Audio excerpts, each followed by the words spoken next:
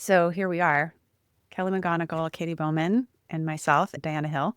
And this feels like such a rich conversation because we all come at movement from different ways and different angles, but we have a shared love of movement. And I'm so excited to talk with both of you, hear your perspective on movement, maybe even hear a little bit about what your barriers are, because I think sometimes there's assumptions that if you love movement, it means that you don't ever struggle with it. And Let me just say, I love that you use the word love, because I always think of my relationship with movement as being one of like profoundly meaningful interdependence. That movement gives me so much and means so much to me, and that I also have to invest in it. And it's that kind of like I have to love movement as like love as an active, as a verb. I have to make time for it. I have to listen to what it's telling me. I have to value it. And in the same time, I love what movement does for me, the version of myself it allows me to be, and the community that it's built for me. So that love. That's my Gen X heart. I don't know how good you all are at making the different types of heart gestures. Isn't there one like this with the thumbs on top? I'm not even going to try, but I know that there's like, that's old school. Yeah. It's good. Yeah. So I imagine we all moved this morning already. Well, I already know you did, Kelly. I am curious how I we've all got up moved. first. Yeah. I got up first to do my rehab movement for myself, core strengths and functional training, which is in service of my being able to teach 2 dance classes today. Yeah, so I got to teach my first dance class at the local community center. I wasn't able to fit in a concentrated bout of movement yet, just because of my to-do list for other people being a little longer than usual today. So, but I will move later on today, a couple times, hopefully. I this morning went for a run, and I called my good friend that I haven't connected with in a while that's going through a hard time. She just lost her dog, actually. And so I got a chance just to talk to her, and it was really good to feel like I had that, like it was almost like because I had scheduled out the time to go for the run, then I had the time to connect with her and do both of them. Started my morning. It's so interesting. One of the things that I'm super passionate about is how physical movement makes us a more social version of ourselves. How the runner's high is the brain chemistry of openness to social connection. So I love when we can find these ways of linking movement to connecting with people we care about. And assumptions about movement, Katy. I made an assumption that you had already moved. I don't think it's a wild assumption that I have already moved today, because in most days I would have done something already in the morning, because doing something first thing in the morning is how I show up best for the rest of the day. But I'm also not completely sidelined by a day in which I can't do it in the morning, because I can be flexible enough to either make that choice ahead of time, or if I see the window closing in front of me simultaneously, I'm opening another window at a different time. And I'm just, I try to avoid feeling badly, about however exercise or movement is going to show up. I just make sure that it shows up in some way. And also I kind of anticipated that you would ask, and was thinking, wow, I'm going to have to say today that I have not moved. But to that end, I knew I wouldn't feel good if I to show up for something so intense, as not intense, but heady, having to like think and focus without having done what I would consider like my baseline amount of movement. So I picked up a set of 10-pound weights and felt really good about doing something for 4 minutes as a way to find some peak activity. It wasn't long, but it wasn't nothing. And that was enough to help me focus and feel good about missing the morning. Actually, I have a question for you, Katy, and also Diana. Katy, how I'm familiar with your work, and you can correct me if this is maybe it's another assumption I'm making, but I've been exposed to your work for years. And I guess I think that the way that you talk about movement I imagine you almost being the way that like a nutritionist and a chef would think about food, that like food is something that humans need. It's a core human need. You have to do it a lot to survive. And there's so many ways to enjoy it in ways that are also good for you. And so I always think like maybe that's how you think about movement. Whereas I come to movement thinking primarily about it in emotional terms and social terms, feeling bad about not moving in the morning. It makes me think about how the way that our ideas about health can make us very confused about how we feel about movement, because people have so much self-judgment around things related to health. And I was just curious for both of you how you think about like what it is, what the value of movement is, the core value of movement is, and if it feels like movement is something that serves a physical need, the emotional need, the social need, the energetic. Does it serve how you show up in life? I heard you, Katy, talk about that, like your morning workout. Is movement something that allows you to engage with like roles and relationships in a way that works for you?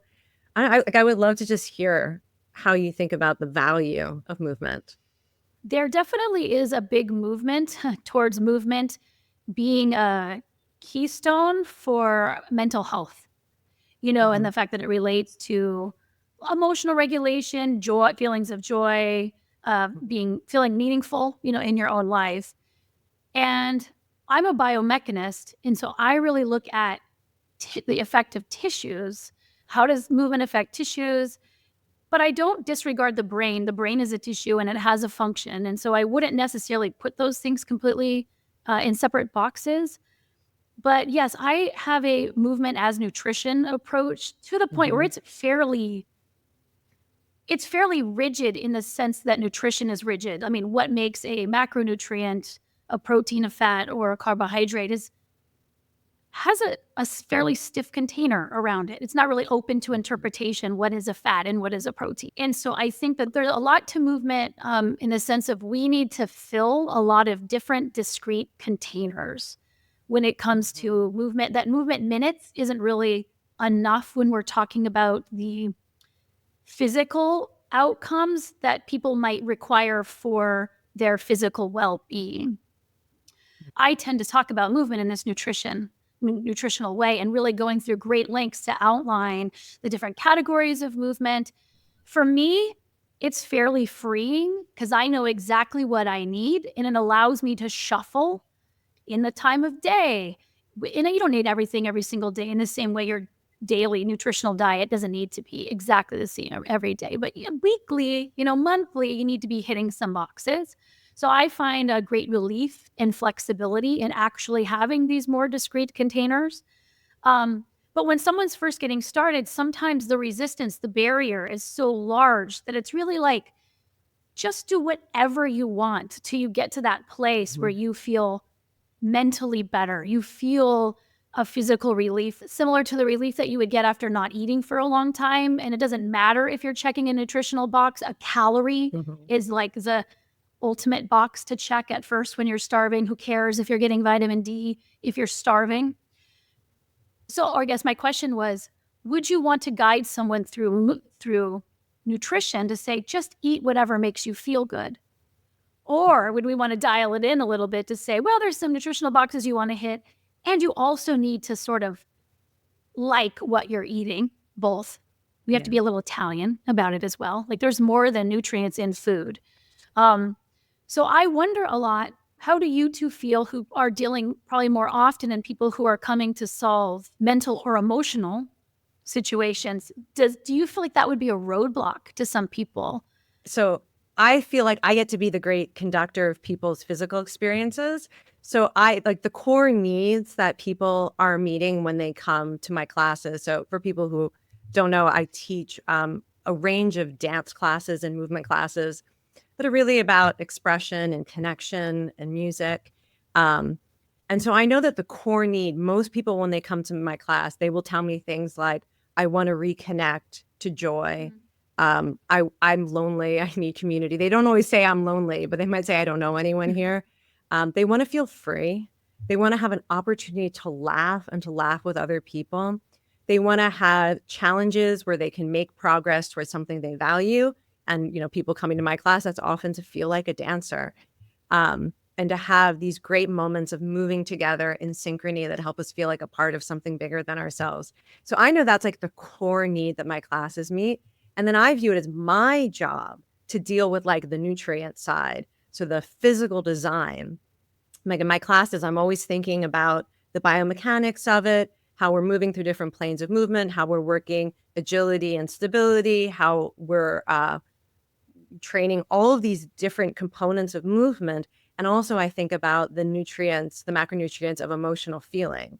So I know that there are certain movements that tend to make people more likely to feel joy, certain movements that make people more likely to feel powerful, movements that are more likely to help give people permission to feel difficult emotions and ways of moving. And so I get to choreograph and design an experience when then the people in my class don't have to think, did I do my agility drill and did I train stability in the same class? I'll take care of that for you so that you can experience sort of the higher level, what it feels like to move to music that moves you emotionally and see all these people smiling at you. So I think it's like they're both really, really important. And in the same way that I think like intuitive eating has some challenges, I think intuitive moving might have some challenges too, because many people don't even have a vocabulary of movement that fills their physical needs and as well as their emotional needs. And to the degree that you figured out a lot of the physical side, I spent years like getting to know the emotional language of movement, and that's so exciting to be able to try to give people that particular movement vocabulary. And then I see my role is, how do I get someone from my office who's saying they feel disconnected, they are not feeling in contact with the present moment, they're lacking joy, and they feel overwhelmed by the thought of walking into a class like Kelly's? How do we get through those psychological barriers to get into the space of nutritious movement or joyful movement? Because we know what's, I think all three of us have experienced and worked with people, what's available. And those core human yearnings that you're talking about do map on to like our current understanding of what humans need to thrive. Like we do need to have connection. We need to have a sense, especially that part around developing competency, like doing something that's a little bit hard and getting better at it. The movement's such a beautiful playground for that then translates into life, because you're working hard here and then you can see how that could apply to work or that could apply to your relationship and how do you tolerate discomfort. And it is for many people that leap. How do I get through all the thoughts that I have about walking into a space or the judgment that I have about my body or that I just don't want to, or I'm too tired or my life is too busy to get there. And I know that's why I loved your book. Your book is so good. When I read it, I was like, oh, I wish I could, like every single page, I wish I could say this to people, particularly people who are thinking maybe I should try a class or a new form of movement, or, that I don't have time or I'm not going to belong or I might hurt myself. Yeah. So there's a trifecta here because it feels like with the joy of movement, what that book opened up was, oh my gosh, movement is so much more than what we've been thinking about in terms of movement, in terms of our psychology and the benefits of it, of social benefits, community benefits, just joyous play benefits. And with nutritious movement, opens up our mind that movement doesn't have to look a certain way. I mean, that flexibility that you're talking about, Katy, we can build it into our lives. Those two, I think, together is sort of okay, we now have a path of how to do this differently than maybe the way that we all have been thinking about exercise. I know I should exercise, and then how do we get on that path? How do you have the psychological flexibility to take that risk to start doing some of the things that we know are beneficial? I have a question for you both. Some of the barriers that we write about in terms of not having enough time or the last time you were unmotivated, or if you personally struggle with movement, or maybe it's personally struggle with thoughts around, I haven't moved enough today. It could be that too. It doesn't have to be actually getting the movement in.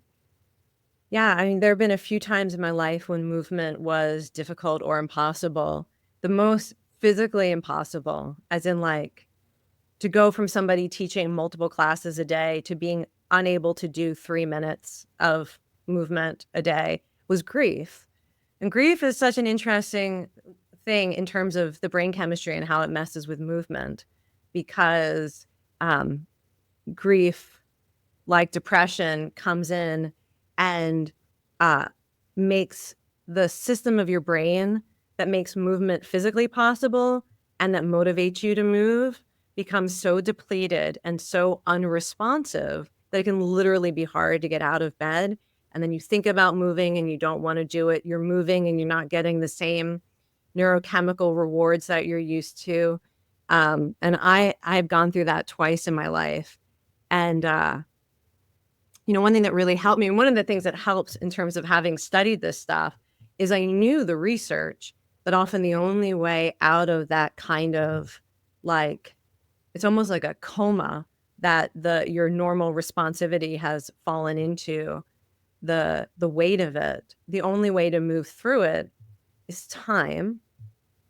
And movement can itself reactivate the responsiveness of the brain to pleasures and to movement and connection and the possibility of joy and hope.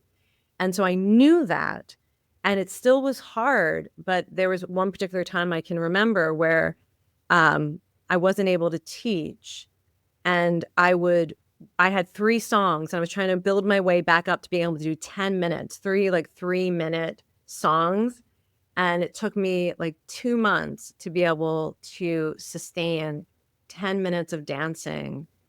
But there was something about going through that process, and then it flipped and I was able to re-engage.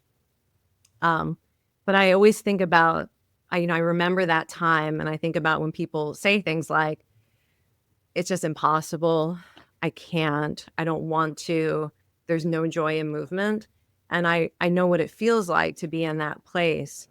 And sometimes when we are trying to look for a way in, we have to trust the process, that the change is possible, and to do it before it's giving us what we hope that it will give to us. And I guess for me, I haven't really struggled with the motivation to move because it's very cerebral for me.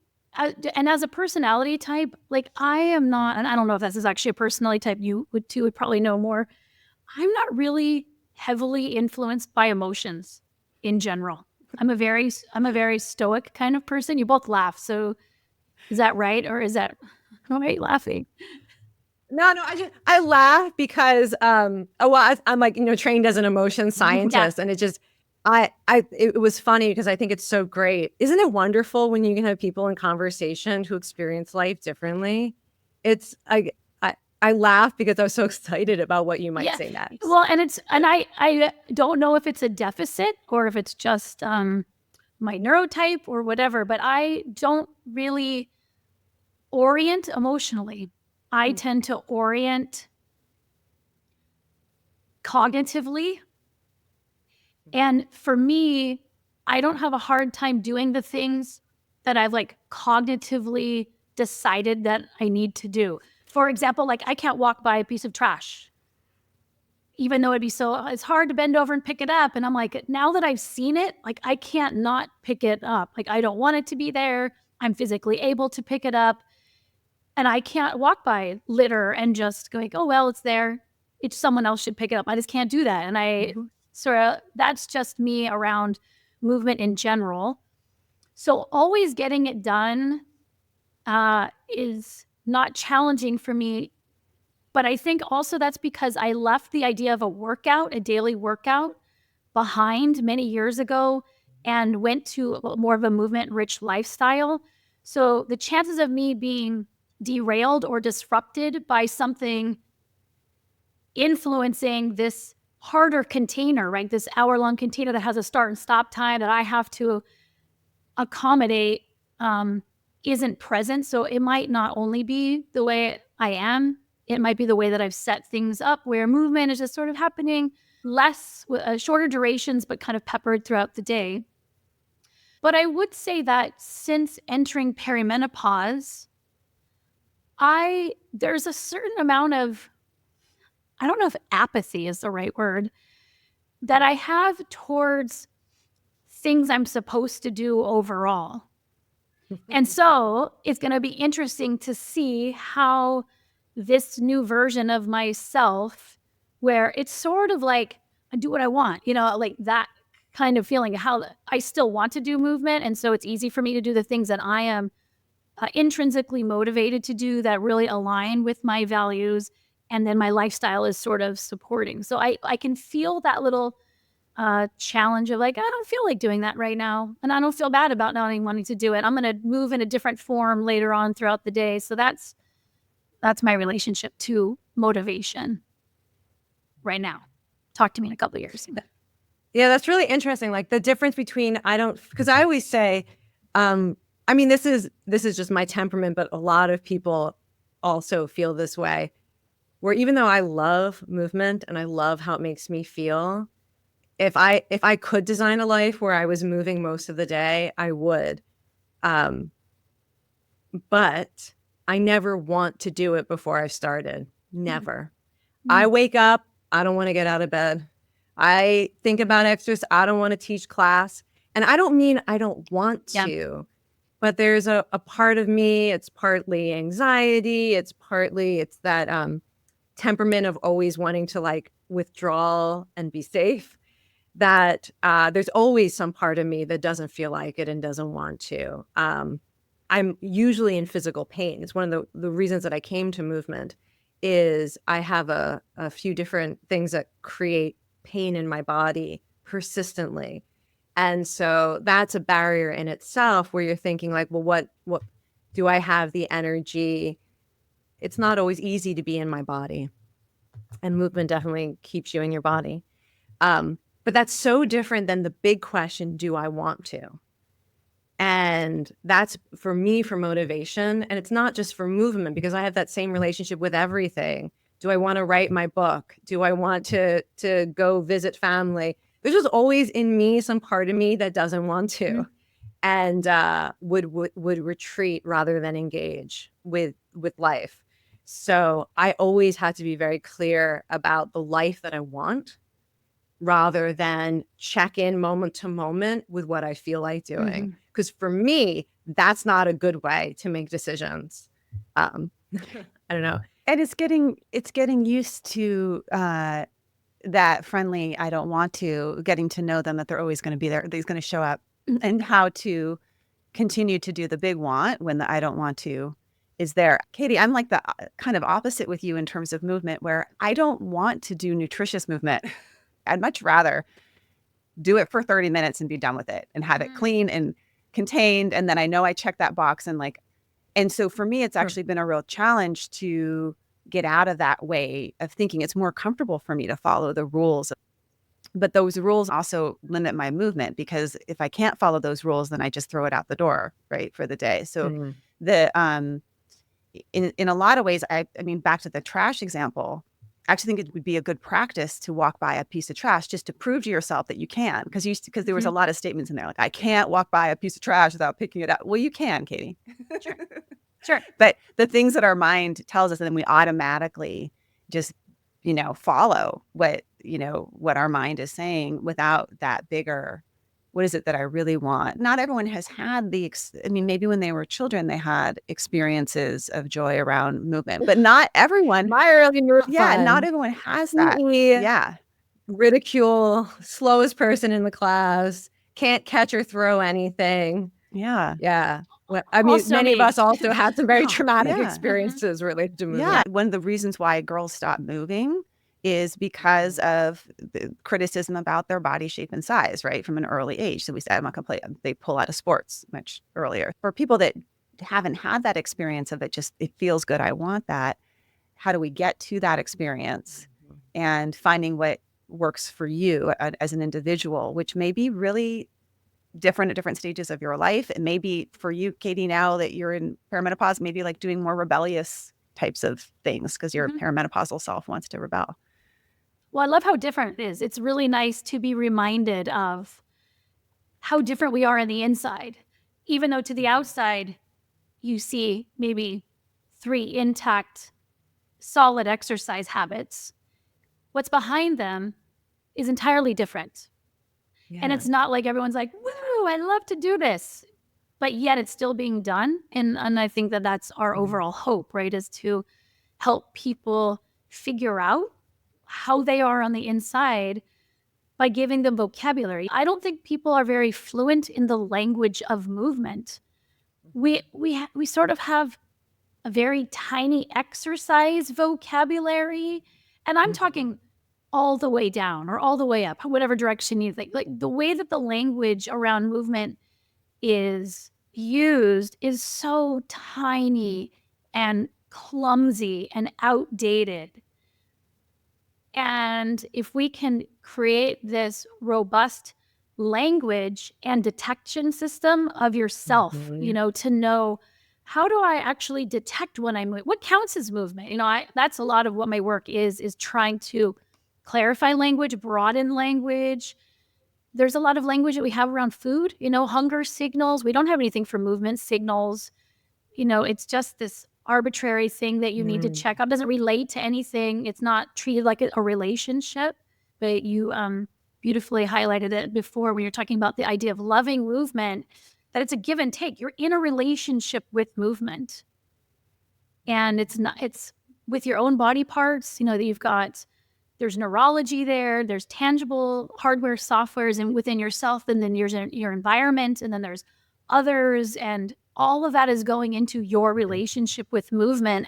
I have a question and I have an example. I just want to give the example. You were talking about how we have such a limited idea of movement. And I was thinking how everyone thinks movement is like big, full body. You have to go run somewhere. You have to, and this morning in dance class, we did one song that uses ASL, American Sign Language, because gesture, emotional gesture, the ability to express ourselves and communicate, those are all movements. And we know that as we age, people actually lose the ability to engage the movements of communication, facial expressions, articulation, projection, gestures.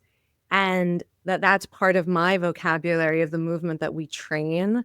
And that's so different than the idea that you are jumping, pushing, running.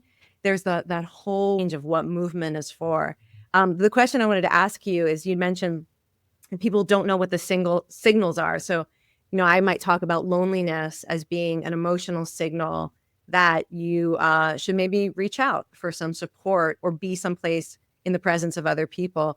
And it made me wonder, what are all the signals that you're tracking that give you information about movement needs? Because it sounded like you have some. Well, I think it has a lot to do with your physical experience. I think aches and pains, we tend to over associate those with tangible tissue damage. But as we know in pain science, it can be more broad or more general, that there are people with that tissue damage that don't have pain, and there are people that might have it. So the idea of just signals communications from your body to you saying, do something differently. Don't put pressure on this. Or general aches, which could be, if you move this more, this signal will go away. So that's one. And then also I think we misinterpret fidgeting quite often.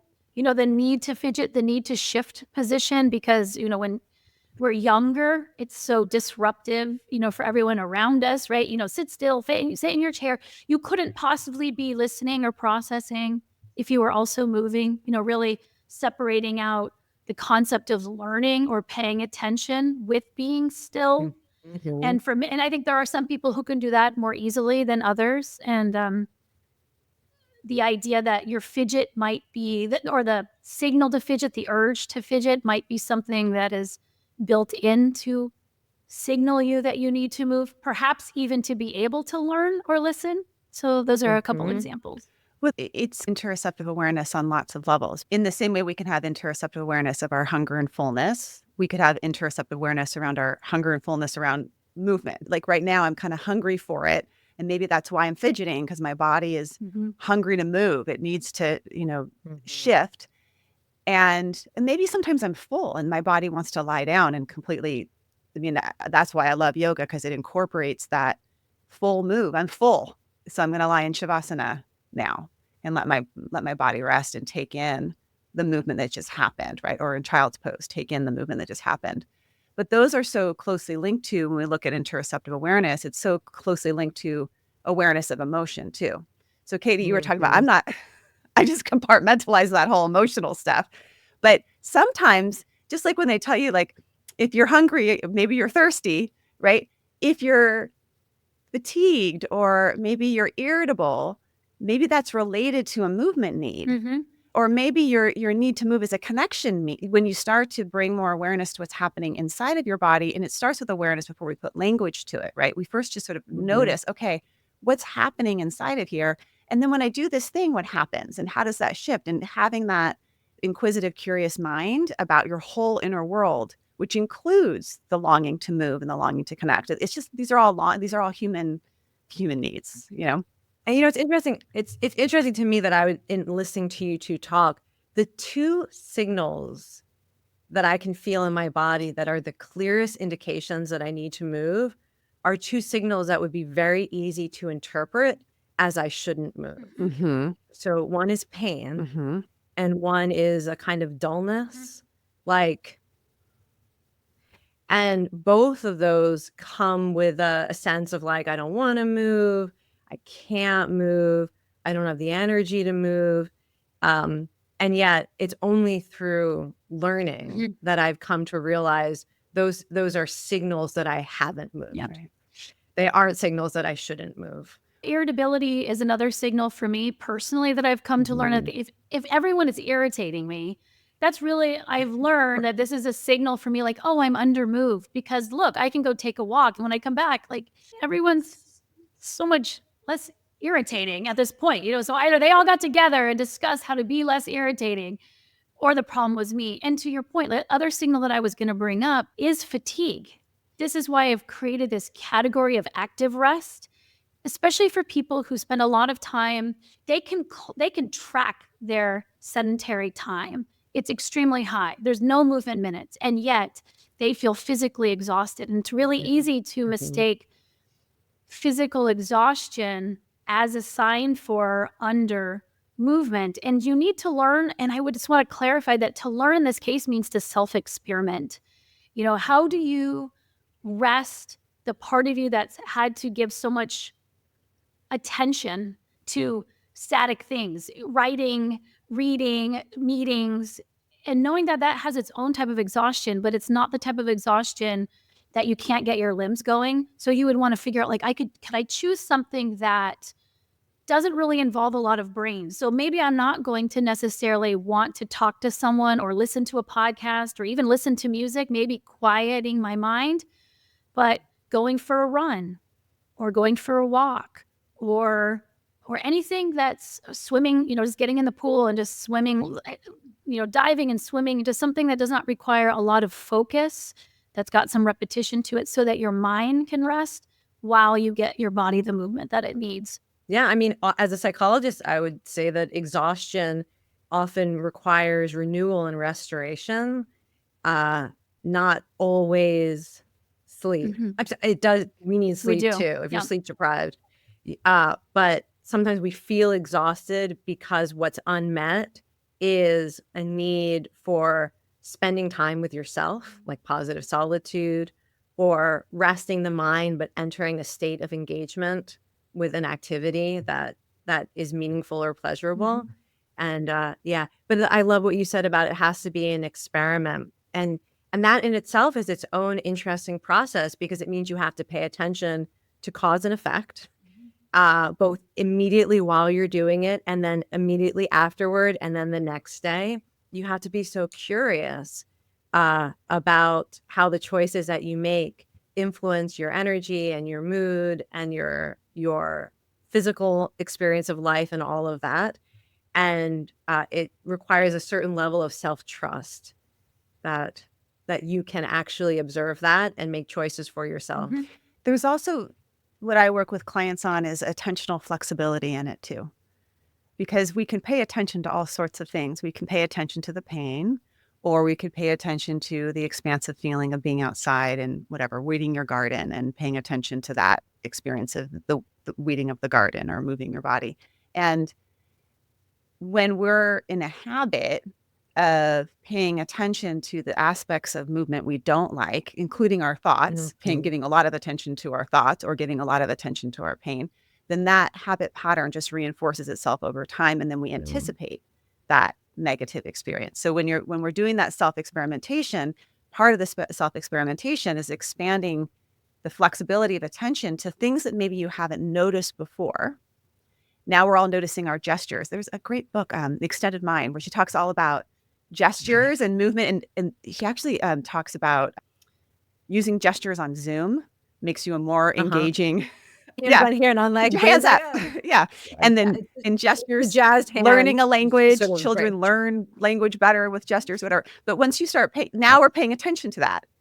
And that would be a very different thing to pay attention to than, oh, I look like a dork. I'm gesturing so much. My mind is saying, what a moron I look like. So there is something there about flexibility of attention to the great span of variables. This is so exciting. Can we just list a bunch of things that people could pay attention to when they move? Could we just give people some things to experiment with? So I'll go first. One could be your breath.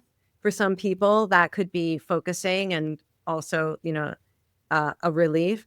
You could also focus on how something feels. I often will use words like freedom, fast, free, graceful, powerful, focused, that there can be these qualities of movement that transcend the physical description of what's happening. Like my arm is moving this way. What else could we pay attention to when we're moving?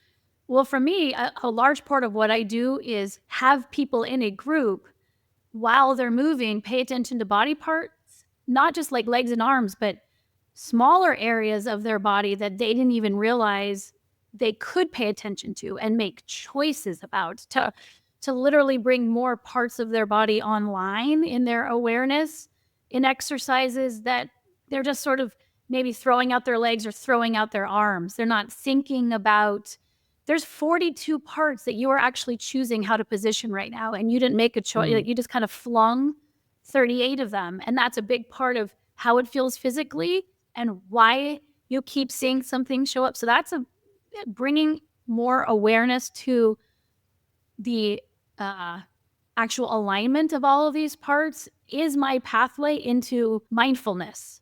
When I'm working, because I work with, folks that are anxious or self-conscious or have body image stuff, and sometimes it's so many eyes in that they need some help with turning some eyes out, or having, what I like to do is one eye in, one eye out, like the toggle. So we're paying attention, Katy's taught me so much about paying attention to my neck and my, my head and my alignment. But then there's can you find, this is another Katy one, can you find a bird that's really, really far away to look at? Or could you look at the whole horizon, sort of like how evolutionarily we would look at the whole savanna? That's part of our movement, is we're looking at the horizon. What's up ahead? Where am I going? That can help get us out of ourselves. And then one thing that I love to do if you take a movement class is to see and imagine that we're all individual cells of one organism, and watch the whole organism move, which is a really beautiful thing when you see us all kind of moving in and out of. But you could also do that in the airport. You could think of us as individual cells moving through the airport, and notice what happens when you move through this space, how these people move to the side and this moves.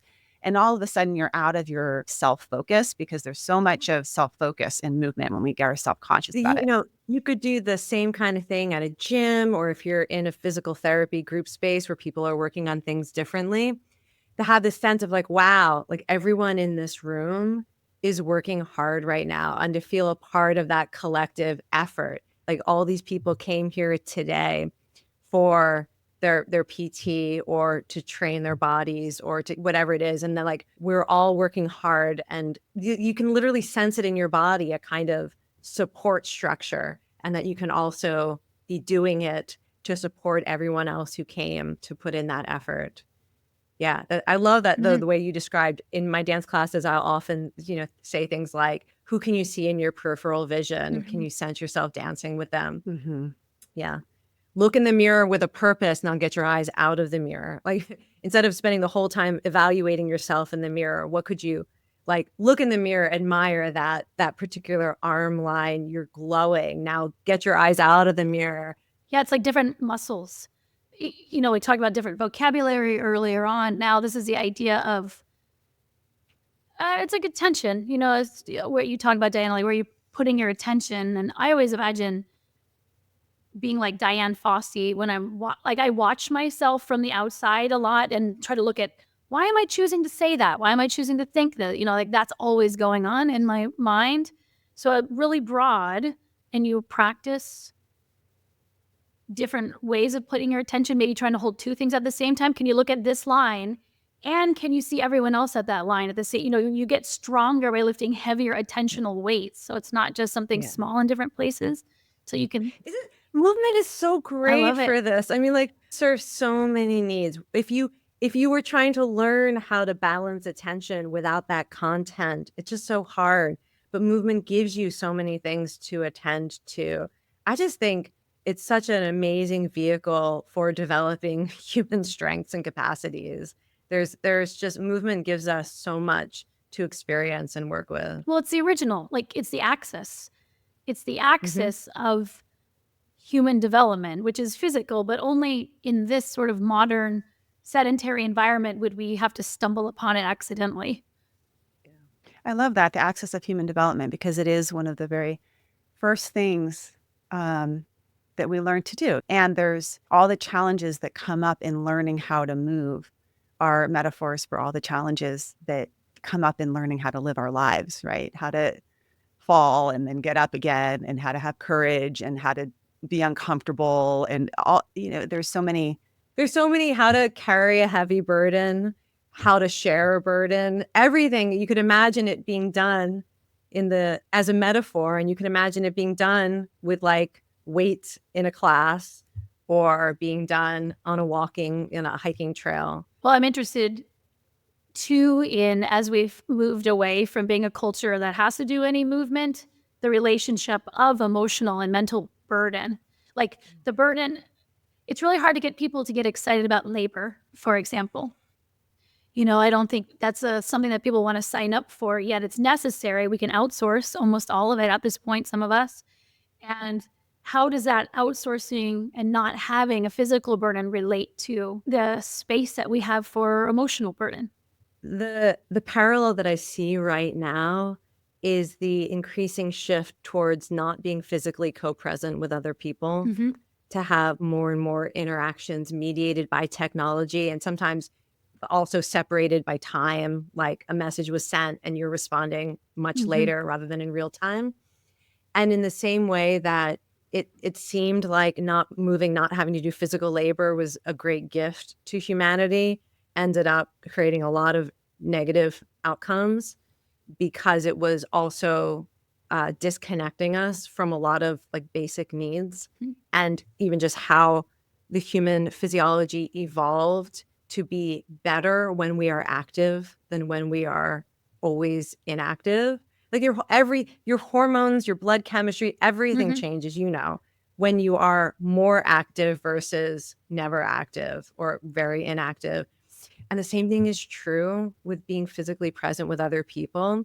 And I hear it now a lot with people wanting to really emphasize the benefits of like being able to work from home for those people who can, or being able to do things through technology.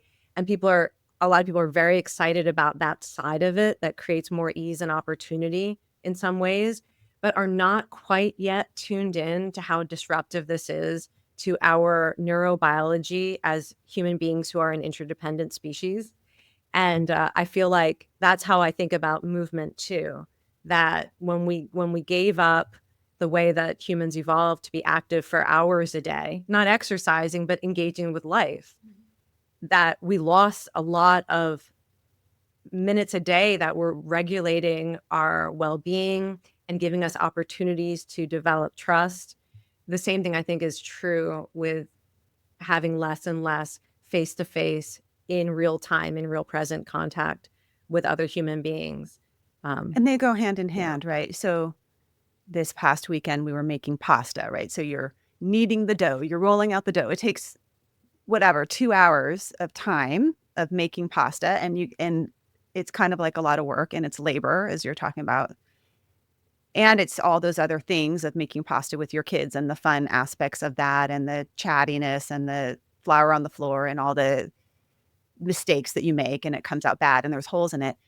We've outsourced that. When we do that, it's a lot easier. You have more time, but then how are you spending that time? Yeah. Because it's, I don't know, like my kids would go play video games if they had extra time, which is fine. I mean, some video games in our life are fine. But the richness of the movement, our hands are stronger and our bodies are standing and moving and we're chatting.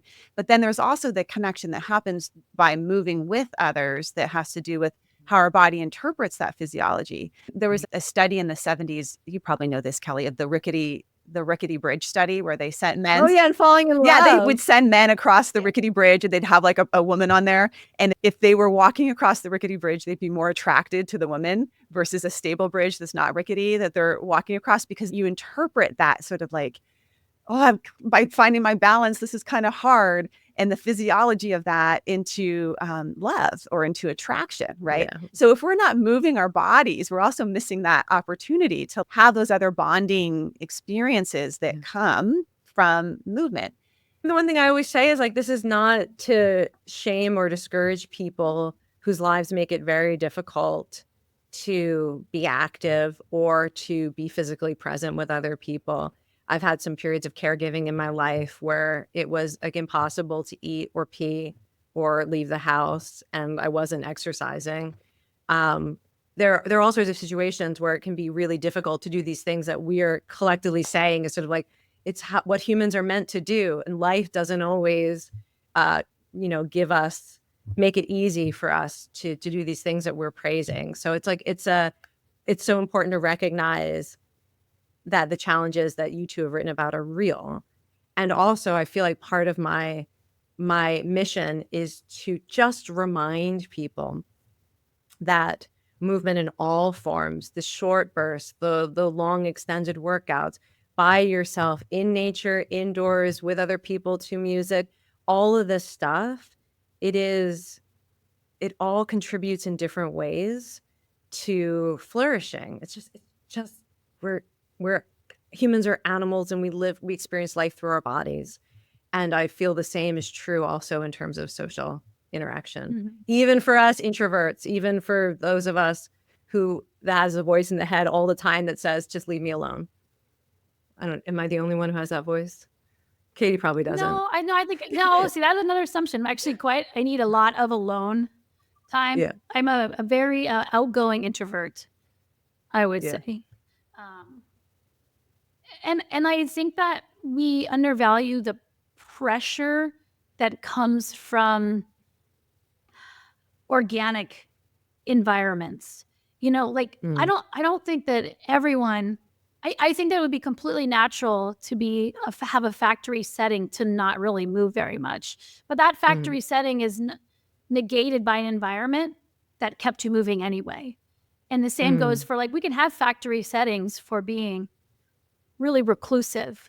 But the fact of the matter is, if your environment doesn't support that, then you're going to have a higher than average amount of community time. I call it what you're calling interaction. I call it vitamin community because it's essential and it related so much historically to the movement that we got, and the community time was all woven into one single period of time. And so how do we recognize that we are often, I think, just fine? The environment is the issue, and to spend at least some time modifying your environment and not so much time trying to remodel your factory settings. I have found personally that by remodeling my environment, it takes the pressure off me having to muster willpower and this uphill energy all the time, which is frankly exhausting. And you can do that for movement. Which also lends to kids, remodeling our environment to support kids' movement and movement with kids for folks that are having a hard time with that or constantly feeling like they're nagging their kids to go outside and play.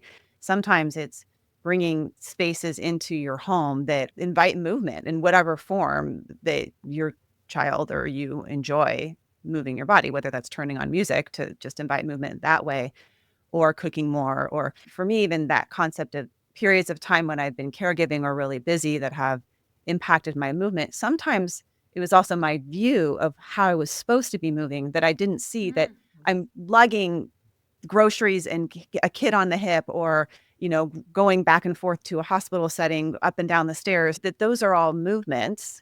It's just that it's not in the perfect, again, that box that I want to check if I did it for 30 minutes. So it doesn't count.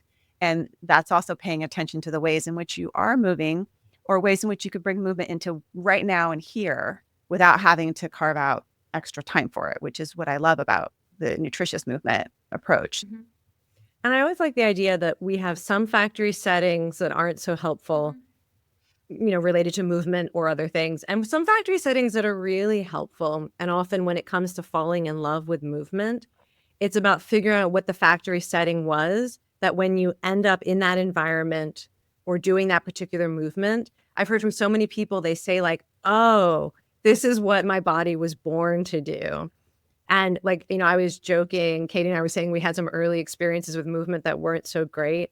I mean, if you had looked at me in gym class up until 4th grade, you would have thought this is somebody who's going to grow up and avoid all movement for the rest of their life because this is so humiliating and she's so awful at everything. But thank goodness I found dance, and that moving to music is really different. And following other people's movement patterns, like being able to mirror somebody else moving, that's like a form of empathy. And it was like, whoa, this is so different. And I've heard from so many people that it was like when they got into a rowboat, where they stepped into water after decades of not being in water, or they lifted a kettlebell, or they, rode a horse, or whatever it is, that they were like, oh, my brain and my body, this fits. And that's, so there's, when you look for that factory setting, you can look for the thing that just kind of lights you up. I think we all have sort of a movement, I call it a movement genius. This sort of in this next piece of work that I'm working on around wise effort, of what is our genius, that there's a movement genius, which has to do with our emotional intelligence. It has to do with our abilities that we're just naturally born with, our interests, what feels like you're in flow when you're doing it. It's not dance for me, Kelly. What is yours? Oh, mine's in nature. If I go back to being a little kid, I would go down to the creek when we were little, and all the kids would try running up and down the concrete wall of the creek, and that was too scary for me. I would go off by myself to go collect the little miner's lettuce and the little tiny flowers that gather in the miner's lettuce. And that's my movement genius, is like plants and moving to see plants, whether it's running or walking or gardening. I'm in flow. So it's that kind of getting to know what you're drawn to, what you're interested in. What is they talk about personality more as personality pattern, not style as much, but like, what is your personality pattern?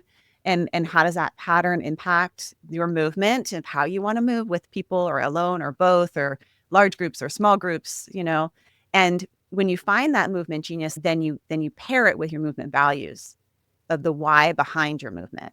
And when you get that pairing, then you really have a sweet spot. It's like something you want, you crave. But yeah. Okay, what's yours? What's your movement genius? I mean, we could probably guess, but I want to hear you say it. What is my movement genius? I think if I could move every single day, I mean, I do love walking, but I would say my movement genius is probably moving in water, moving in wild water. Oh, moving in wild water. Yeah, wild water, even more than pool. Like, just give me ice cold. Like, I'll hike up 8 miles just to find the tarn, the freezing tarn to get in, So, and I just want to say to everyone listening, this also requires experimentation. And so when we're in a culture that does not expose, Right. For most people, their exposure to the buffet of movement available is going to be through their school experience. And it's going to be this, for some, horrifying, for others, wonderful. Because for many people, that athletic challenge, team effort, like working together as a group, knowing that you're playing a role, an essential role in a group of people. Then there's this, are you a defender? Are you someone naturally who is a defender? Or are you someone who is, a scorer, and to really see those roles develop. It can be wonderful for many people. And then there are people for whom they need to like discover a surfboard to realize that they're meant to move, paddling out by themselves, and, man versus nature, human versus something, big. You just need to experiment with a lot of different things. And if you have kids, recognizing that school might not contain PE, might not contain the inspiration to help them track it down, and there's a lot of Variety. variables. Yeah, it's like trying lots of different foods. It's the same you thing with need a foods. sample Yes. to figure out what Mhm. is that you like, or even Mhm. sample it multiple times to figure out that you like it. That's right. And that it changes as you go through life. I during the pandemic, when I suddenly went from being very out in the world and interacting with people to being at home and very, very isolated, that was the first time in my life I experienced the value of high intensity interval training. I never in my life wanted to work that hard. I just didn't. I was like, why? But because that sharp contrast, the sudden loss of meaningful work, because almost all my work evaporated, meaningful social contact, because almost all of my social contact evaporated. And then you add to that the fear and the confusion that was going on at that time, sent me into such a powerful depression that I suddenly understood why you might want to get your heart rate so high to feel alive, and the what it feels like to push yourself to keep going when you want to stop is like a way to experience the will to live, as opposed to despair. And I don't do that training as much anymore. Since then, it's tapered off. But at different times in your life, you might find that your context has created a different need, and a different part of you will rise up and want to express itself. Yeah, definitely. Your age and stage affects your movement diet. You need to extract different nutrients out of movements at different times. So again, with the language, knowing that the language that you have around movement and the language that you have for your own physicality, developing both of those will help you experiment. And HIIT training in particular, when they look at it compared to other forms of movement, seems to have the biggest impact on mood and cellular. And mitochondria. Yeah, the mitochondria of your cells too. So maybe we should have one last question for all of us. Katy, do you have one? I could pull up one too. Okay, I have a question. What did you each once really strongly believe about movement that you no longer do? Oh, easy. I did not understand the point of things like marathons and ultra marathons until I was working on my last book, and I interviewed people. I was like, why do you need to practice suffering? Isn't there enough suffering in life, especially the really hard stuff? You want to go into the wilderness and bleed and like push yourself to sickness. Why? I just couldn't understand. And then I heard so many amazing stories about what people were receiving from that. I still don't personally want to do it, but I became inspired and elevated by these stories of wanting to know that you were capable of more than you thought you were, of the feeling of like primal freedom from being in certain physical environments that is impossible to experience anywhere else. And then for me, I was most moved by all these stories of helping, that some of these events are just so hard that you can't do them by yourself. You need people to run alongside you. You need like people to step in and help you out as a pacer. You need someone to feed you. You need someone to hydrate you. Sometimes you need people to give you socks because your feet are bleeding. And people were describing these as really uplifting, meaningful moments. So I changed my mindset on that from total bewilderment to a kind of appreciation. And I'm sure some people feel that. They look at me and how much time I spend putting together playlists and choreography, and that I've like designed a life around dance, and that maybe that seems frivolous to some people, but I understand the way it allows us to connect with ourselves and others. I think for me that my worth is tied to whether or not I've moved or not. And I really just for a long time had a belief that if I moved, it meant I was good. And if I moved the right amount or even more is more. And that could really determine my whole day of how I felt about myself, or even just believing that worth is tied to some kind of physical thing. And then being shaken up by, life events when I couldn't move, or movement became very unhealthy. I mean, I'm one of those. I am those person that I am the person that will run till I bleed, and or 16 years old on a stairmaster with like an ankle that's busted up.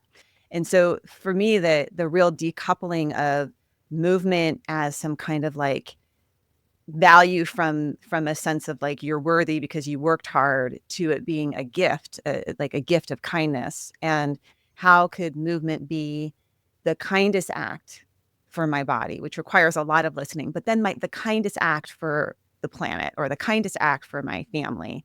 And coming from that angle is just a totally different view than from a worth or not worth angle.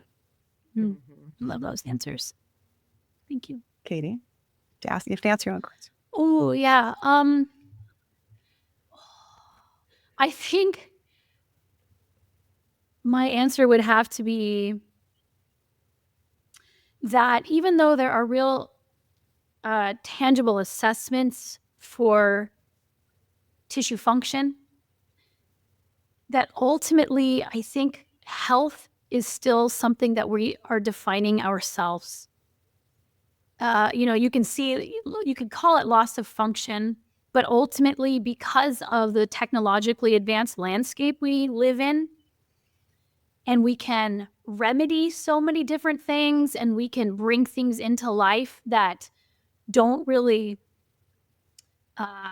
have your physical state no longer directly relates to your experience of life in many ways as compared to maybe 50 years ago or 100 years ago, that you are ultimately choosing what you want to be able to do with your body and defining health by not being able to do that. And that's really something that we're self-defining. And that's different than the what is healthy, what is not healthy model that certainly I was given, through my education and just through messaging overall. And I think I've started to understand more like, oh yeah, we're defining it for ourselves. All right. So I think maybe we end there. Thank you, Kelly, for spending this extra time with us during your squeeze between your busy dance classes. Fitting us in. Thank you for bringing me into this conversation. Katy, I've been an admirer from afar for a while, and then I loved your book so much. So I was excited to get to meet you both. Yeah. And also, one thing I want to highlight, because we haven't talked about it, but almost every single example in that book is of somebody who would normally be excluded from conversations about movement because of stereotypes we hold about who movement is for.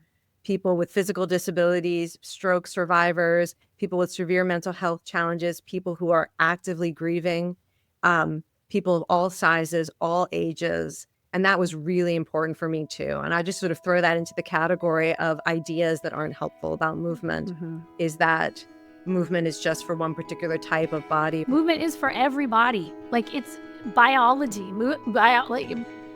Again, movement is the conduit for our biology. And it's not as optional as we've been led to think it is. I don't know if anyone's leading us to think that, but we've deduced that it's sort of optional, and it's not really optional. Our biology and our psychology. That's right. Are intertwined. Yeah. Thank you so much for listening to this episode of the Wise Effort podcast. Wise Effort is about you taking your energy and putting it in the places that matter most to you. And when you do so, you'll get to savor the good of your life along the way.